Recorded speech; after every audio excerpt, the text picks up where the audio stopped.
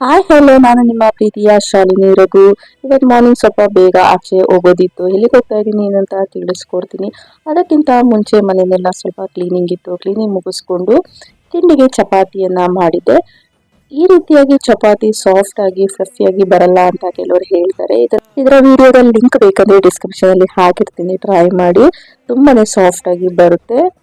ನೋಡಿ, ನಾನು ಎಲ್ಲ ಕ್ಲೀನಿಂಗ್ ಮುಗಿಸಿ ರೆಡಿ ಆಗ್ತಾ ಇದ್ದೀನಿ. ಇವತ್ತು ನಾನು ಹೋಗ್ತಾ ಇರೋದು ಸತ್ಯನಾರಾಯಣ ಪೂಜೆಗೆ, ಹಾಗಾಗಿ ಸ್ಯಾರಿಯನ್ನ ಉಟ್ಕೊಂಡು ರೆಡಿ ಆಗಿದ್ದೀನಿ.